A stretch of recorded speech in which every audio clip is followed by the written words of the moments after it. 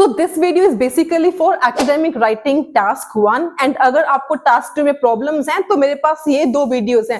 पहली वीडियो ये जिसमें मैंने आपको एक फॉर्मेट बताया था जिस फॉर्मेट के साथ आप literally any different type of essay को बहुत ही easily and within 30 minutes आप लिख सकते हो। एंड इस वाली वीडियो में मैंने विद सैंपल आंसर इस फॉर्मेट को सैंपल में यूज करके मैंने आपको दिखाया था। तो अगर टास्क 2 में आपको प्रॉब्लम है, these two videos, just these two videos can fix your writing task 2 problems. But in this video particularly, I am going to talk about academic writing task 1. This is the first video for academic writing task 1 series and this video is going to be very beneficial. So do watch this video till the end. सबसे पहले let me tell you that in this video I am going to focus only on line graph, क्योंकि अगर आपको line graph समझ में आ गया, इसके बाद पाई चार्ट हो, टेबल चार्ट हो, बार चार्ट हो, आपको किसी भी कोई भी चार्ट लिखने में आपको कोई भी प्रॉब्लम नहीं आएगी। सेकेंडली आई नो कि आपको राइटिंग टास्क 1 जो लाइन ग्राफ है वो लिखना आता है। मैं आपको लिखना नहीं सिखाने वाली हूं, मैं आपको ये सिखाऊंगी आपने जो लिखते हो उसको इंप्रूव कैसे करना है एंड उसको अपने सही तरीके से कैसे लिखना है। काफी सारी चीजें हैं जो ज्यादातर स्टूडेंट्स आई नो कि वो गलत करते हैं। तो इस वीडियो में मैं आपको सिखाऊंगी कि जो लाइन ग्राफ है उसमें कैसी चीजें इंक्लूड करनी है, क्या कुछ आपने इंक्लूड करना है एंड आपकी बैंड जो 5 है उसको आप 7 तक बहुत ही इजीली कैसे कर सकते हो। तो आज सारी वीडियो को हम स्टेप बाय स्टेप सीखेंगे। Even if you are a beginner then also this video can help you a lot.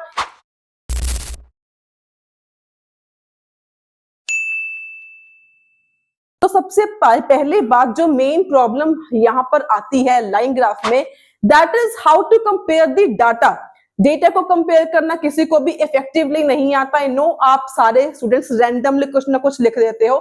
सबसे पहला पॉइंट तो यही है कि before you start writing your task 1, सबसे पहले first step is you have to analyse your line graph very well.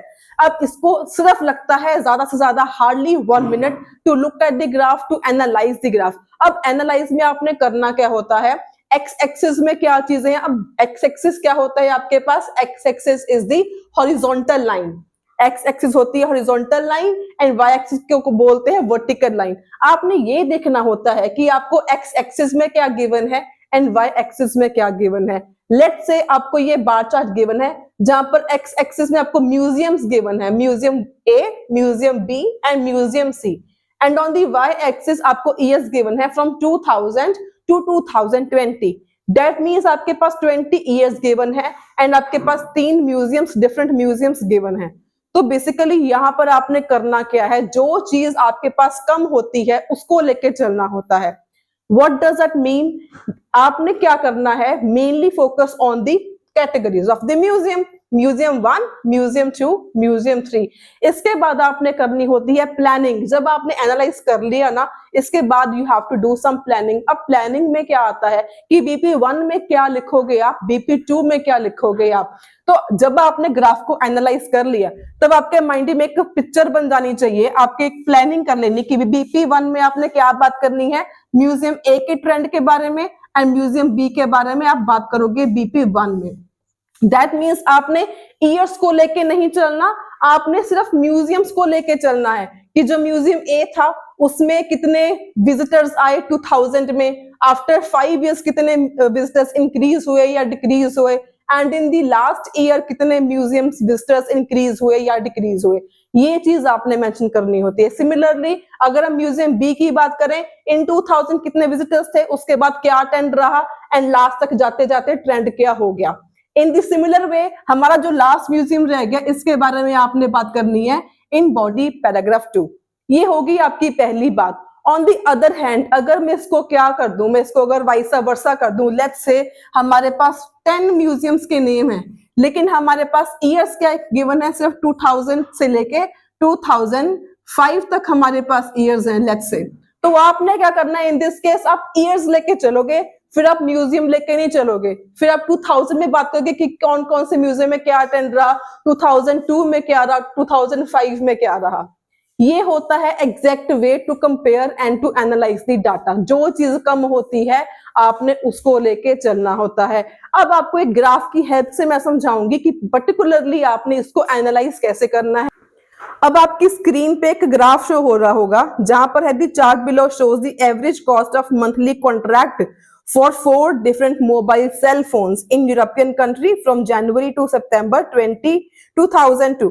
अब इसमें पर्टिकुलरली आपके पास है क्या चीज, आपको 4 तरीके के मोबाइल फोन्स गिवन है, उसकी कॉस्ट को आपने कंपेयर करना है। तो एक तरफ तो क्या गिवन है, आपको बहुत सारे आपको मंथ के नेम गिवन है एक्स एक्सिस पे, एंड वाई एक्सिस पे क्या गिवन है, आपको जो कॉस्ट है वो आपको वो गिवन है on the Y axis. And आपको जो कैटेगरी है वो क्या है, डोमो, लेक्स, सिमटेक्स हो गया, अल्फा हो गया।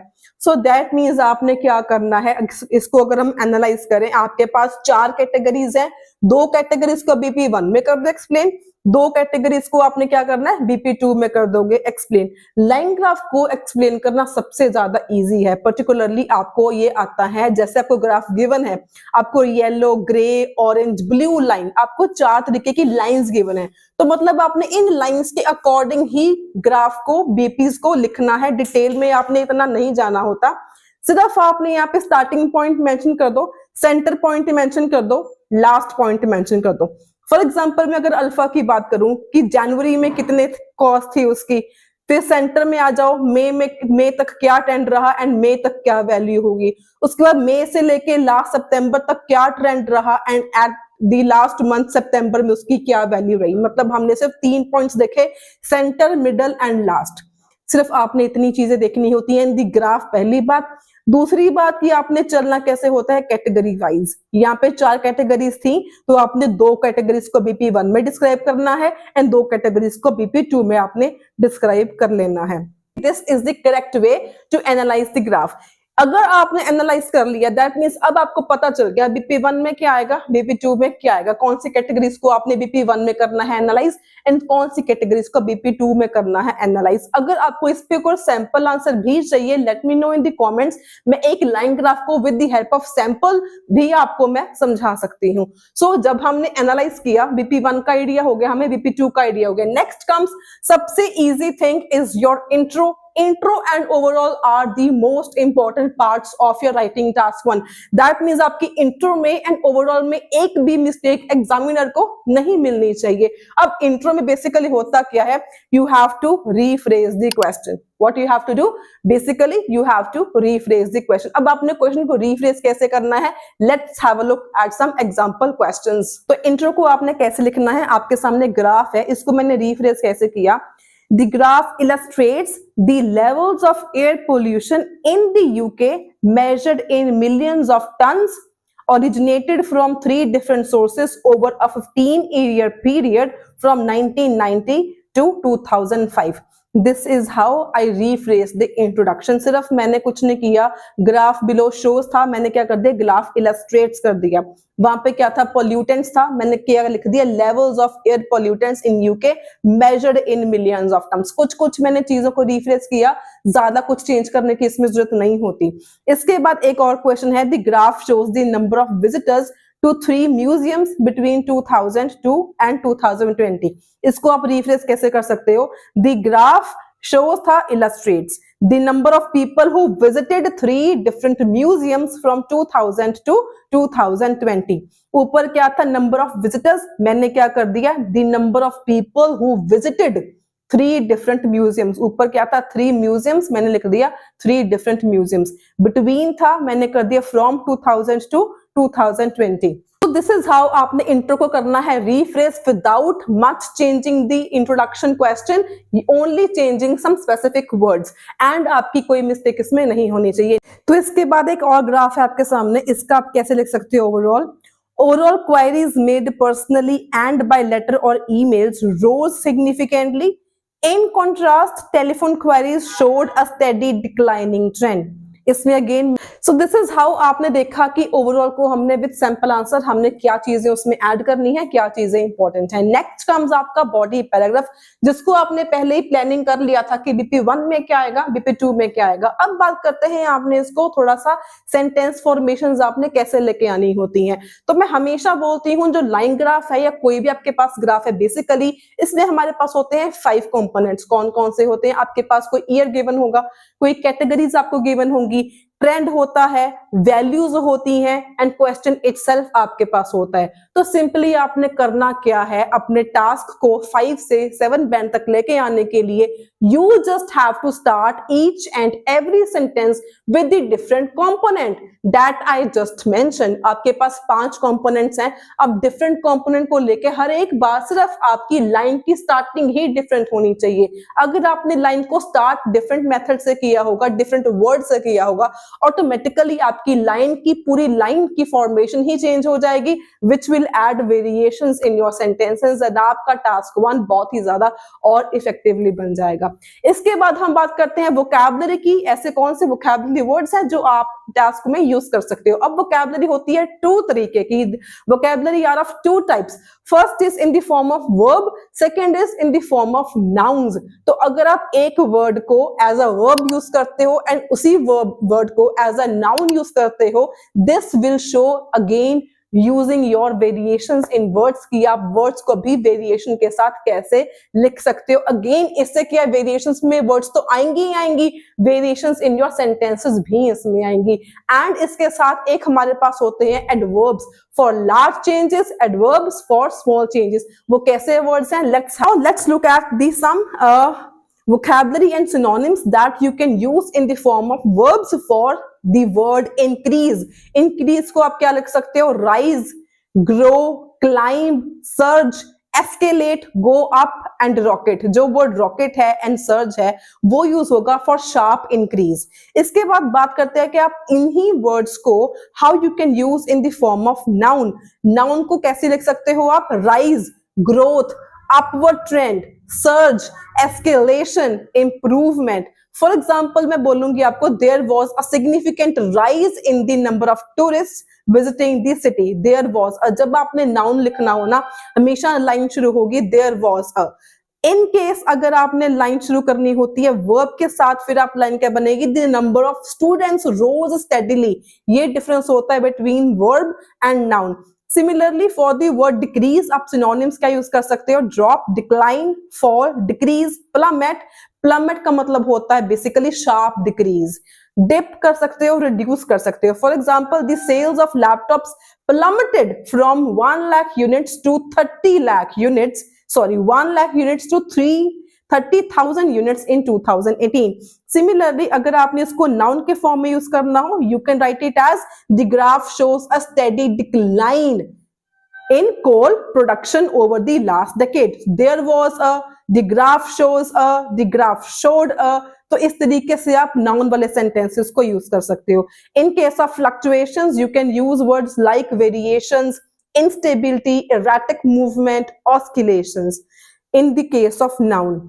ठीक है जी, तो these are some vocabulary words. एंड इसके बाद अगर आपने डिस्क्राइब करने होते हैं फॉर लार्ज चेंजेस, आपने यहाँ पे अगर चेंजेस बहुत लार्ज है तो आप यहाँ पे कौन से एडवर्ब यूज कर सकते हो, significantly, considerably, dramatically, sharply, rapidly and drastically. For moderate changes, you can use words like steadily, moderately, gradually, consistently.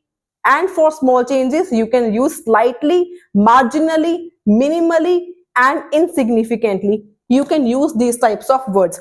And इसके बाद अगर हम बात करें example sentences की, तो आप यहाँ पे कैसे sentences लिख सकते हो, number of people who visited museum in 2000 declined sharply. अगर आपने noun लिखना हो तो कैसे बन जाएगा, similar line को अगर आपने noun के फॉर्म में लिखना हो तो क्या लिखोगे, there was a sharp decline in the number of people visiting museum A in 2000.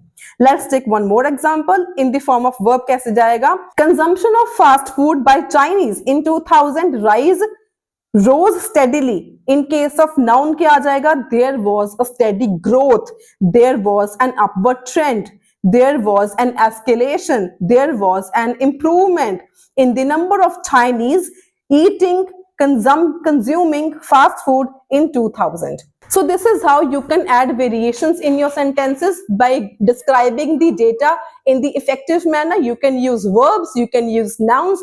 Definitely use the adverbs for small changes, for moderate changes, for high and for large changes. So आज की video में हमने discuss किया कि आपने intro कैसे लिखनी है, ग्राफ को एनालाइज कैसे करना है, BP1 का आइडिया कैसे जाएगा, BP2 का आइडिया कैसे जाएगा, BP1 की प्लानिंग, BP2 की planning, along with that some vocabulary words, how you can use some synonyms, and also we have also looked at some example sentences as well. So I hope आपको इस video से काफी कुछ सीखने को मिला होगा, काफी कुछ इंफॉर्मेटिव भी मिला होगा.